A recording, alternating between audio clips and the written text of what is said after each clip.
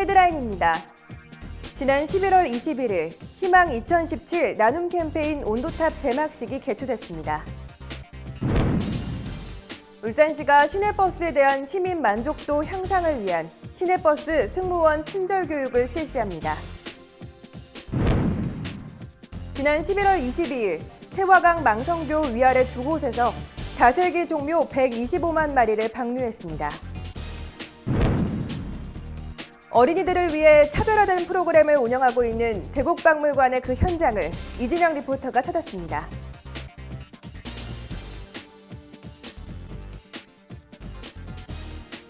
시청자 여러분 안녕하십니까? 보다 가까이에서 시정 소식을 전달하고 따뜻한 사람들의 이야기가 있는 울산 시정 뉴스 지금 시작합니다. 울산시가 지난 11월 21일 김기현 시장, 윤시철 시의회의장, 김봉만 교육감, 아너 소사이어티 회원, 사랑의 열매 봉사단 등 300여 명이 참석한 가운데 울산 사회복지 공동모금회가 주최하는 2016 이웃사랑 유공자 시상식 및 희망 2017 나눔 캠페인 온도탑 제막식을 개최했습니다. 이날 행사는 2016년 연중 모금활동 참여 기여자를 발굴 포상하고 희망 2017 나눔 캠페인의 성공적인 개최를 기원하며 이웃사랑 실천과 기부문화 확산을 위해 마련됐습니다. 행사로는 이웃사랑 기부자 개인 및 단체에 대한 시상식, 아너 소사이어티 단체 가입식, 온도탑 제막식 등으로 진행됐습니다. 온도탑 제막과 함께 울산 아너 소사이어티 신규 회원 4명이 동시에 탄생했습니다. 울산 최초 아너 소사이어티 탄생과 더불어 희망 2017 나눔 캠페인 온도탑 캠페인에 의미를 더했습니다. 한편 희망 2017 나눔 캠페인 온도탑은 태화강역에 설치돼 58억 5천만 원의 모금 목표액에 도달하면 100도를 나타내며 내년 1월 31일까지 시민의 따뜻한 나눔 사랑 온도를 알리게 됩니다. 이웃사랑 온도를 높이는 방법은 각 언론사에 개설된 이웃돕기 성금창구, 울산 사회복지 공동모금회 사랑의 계좌입금 ARS 등을 이용하면 됩니다. 울산시가 승무원의 직업윤리관을 함양하고 자발적인 서비스 자세를 확립해 시내버스에 대한 시민 만족도 향상을 위해 시내버스 승무원 친절 교육을 실시합니다.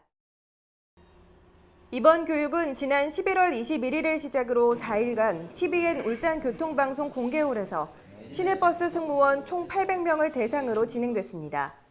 교육 내용은 친절 강의, 친절 실습, 스트레스 해소 실습 등입니다. 고객 서비스 전문기관인 KT CS 부산사업단이 CS 친절교육 우수 강사와 양질의 교육을 재능 기부하고 울산 시내버스 운송사업조합은 교육에 대한 시내버스 홍보를, 울산시는 울산시 누리집 등을 통한 교육 홍보 및 행정적 지원을 합니다. 김대호 교통건설국장은 체계적이고 전문화된 현장 중심 친절 교육을 통해 승무원의 전반적인 서비스 마인드와 수준 향상, 시민 만족도를 높여 사랑받는 시내버스가 될 수 있도록 최선을 다해 품격 있고 따뜻한 창조도시 울산을 만들기 위해 지속적으로 노력하겠다고 밝혔습니다. 울산시가 지난 11월 22일 태화강 망성교 위아래 두 곳에서 시, 울주군, 태화강 보전회 등이 참여한 가운데 다슬기 종묘 125만 마리를 방류했습니다. 이날 방류는 하천의 생태복원과 태화강 자원 조성을 위해 추진됐습니다. 이번에 방류하는 다슬기는 기존 태화강에 서식하는 좀주름 다슬기로 크기는 0.7cm 이상의 전염병 검사에 합격한 건강한 개체들입니다. 다슬기는 2년이 지나면 성체로 성장하고 하천 바닥의 유기물과 자갈의 이끼 등을 먹이로 삼기 때문에 자연적인 수질 정화에도 효과가 크고 식용으로도 인기가 높습니다. 한편 울산시는 태화강 생태복원 및 자원 조성을 위해 2010년 동남 참개 52만 마리, 2012년 붕어 5만 마리, 메기 5만 마리를 각각 방류했고 다슬기 방류는 2015년 태화강 망성교 상류에 130만 마리 방류를 시작으로 올해 망성교 위아래 두 곳까지 총 255만 마리를 방류했습니다. 다음은 한 주간의 다양한 시정 소식을 전하는 브리핑 시간입니다. 김기현 시장이 지난 11월 22일 세종연구소 대강당에서 국가전략연수과정 교육생 70여 명을 대상으로 시대정신, 공정과 소통, 그리고 리더십을 주제로 강연했습니다. 이날 특강에서 김기현 시장은 사회 갈등, 공공 갈등 등 갈등의 프레임에 갇힌 현실은 소통의 부재, 개인 및 지역 이기주의 등의 갈등 요소가 있다며 공정과 소통의 확대를 해결 방안으로 제시했습니다. 아울러 세종연구소 국가전략과정의 교육생들이 각자의 영역에서 통합의 리더가 될 것을 주문했습니다. 울산시가 동절기 취약계층 보호 및 복지 사각지대 발굴 지원 대책을 마련해 내년 2월 말까지 동절기 취약계층 보호에 적극적으로 나섭니다. 특히 올해는 자연재해와 조선업 구조조정 등으로 인한 경기 침체를 고려할 때 어려움이 더욱 가중될 것으로 예상해 공적 자료 및 민간 네트워크를 적극적으로 활용하고 복지 사각지대에 놓인 대상자 발견 시 적기에 필요한 서비스를 제공함으로써 취약계층 보호에 전력을 기울일 예정입니다. 울산시가 남구, 울주군, 한국가스안전공사와 합동으로 오는 11월 25일 국가산업단지 도로굴착 현장 사고 예방 특별점검을 실시합니다. 대상은 국가산업단지 내 삼양사업 등 5개 도로 굴착 현장입니다. 점검 내용은 도로굴착 준수사항 이행 여부, 지하배관 관리자 입회 여부, 교통소통 대책 및 비상연락망 준수 등입니다. 한편 울산시는 도로굴착 공사 안전사고 예방을 위해 연중 지하배관 사고 예방 대책을 추진하고 있습니다. 작년이었죠. 한국박물관협회에서 매년 우리나라 박물관 발전에 기여한 공로자에게 수여하는 자랑스러운 박물관인상을 울산 대곡박물관장이 받는 영예를 안았다고 하는데요. 이 뜻깊은 상은 바로 차별화된 프로그램을 운영하고 있기 때문에 수여받았다고 합니다. 그 자랑스러운 현장을 이진영 리포터가 찾았습니다.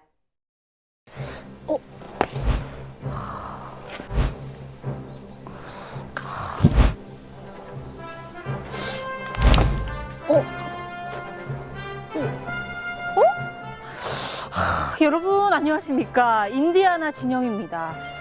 그런데요, 제가 여기 아주 소중한 문화재가 있다라는 제보를 받고 이곳으로 달려왔거든요. 나쁜 사람들 손에 이 문화재가 뺏기면 안 되겠죠? 얼른 저와 함께 발굴하러 가보시죠.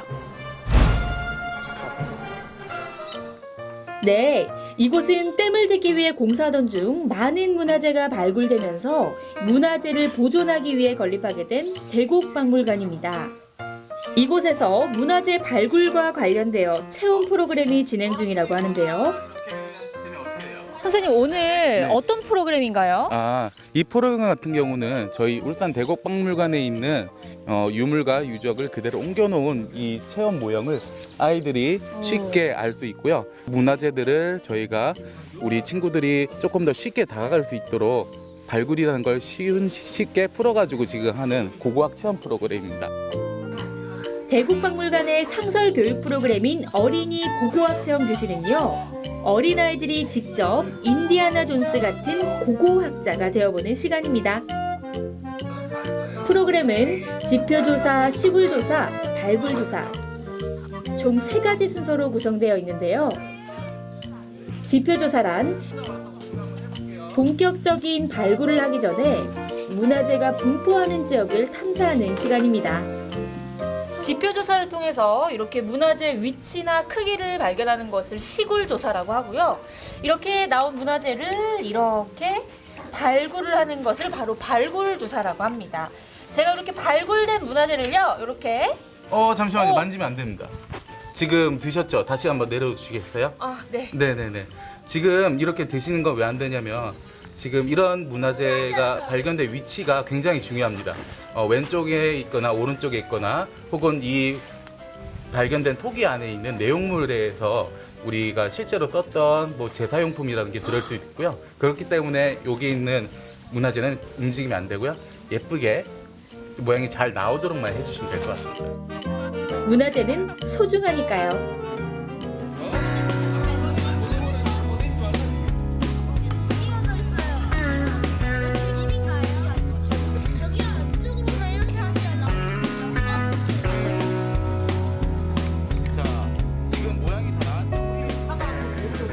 선생님, 오늘 아이들과 함께 오셨는데 어디서 오셨어요? 예, 경남 밀양에 있는 수산초등학교에서 왔습니다. 밀양에서 여기까지 어떤 일로 오신 거예요?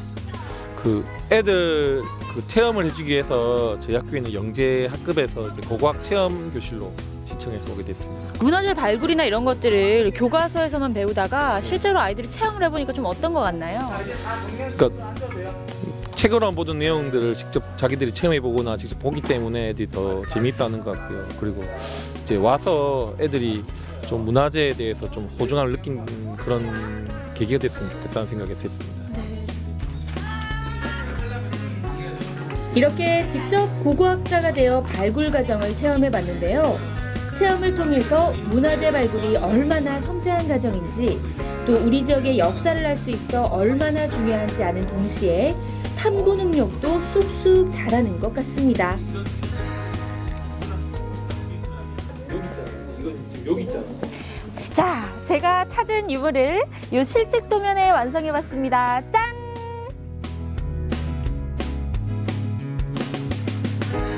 앞으로 이 프로그램을 어떻게 운영하실 계획인가요? 앞으로도 조금 더 아이들이 재밌어하고 그리고 저희는 문화재의 소중함을 알리기 위한 프로그램이기 때문에 네. 아이들이 쉽게 문화재에 다가갈 수 있고 그러면서 조금 더 아이들이 문화재는 소중하고 앞으로도 계속 선조들이 내려온 문화재를 우리들이 계속 지켜나가야 된다는 걸 조금 더 심어줄 수 있도록 조금 더 쉽고 재밌게 운영할 계획입니다. 박물관의 상설 프로그램인 이 체험교실은 작년에만 1,650여 명의 친구들이 참여했다고 하는데요. 대국박물관의 문은 매년 고고학자를 꿈꾸는 많은 어린이들을 향해 활짝 열려 있습니다.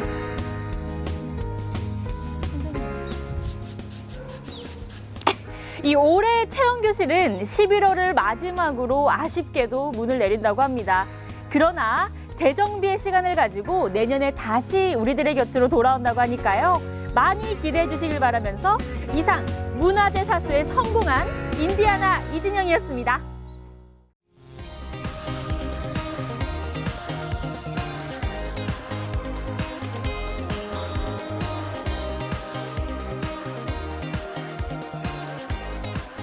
울산 알림입니다.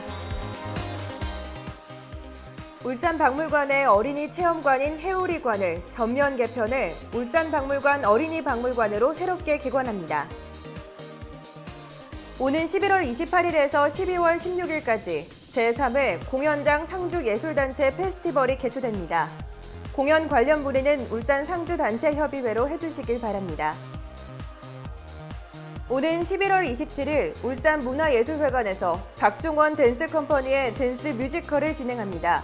예매 및 문의는 문화예술회관 누리집을 이용하시길 바랍니다. 이상으로 울산 시정뉴스를 마칩니다. 시청해주신 여러분 고맙습니다.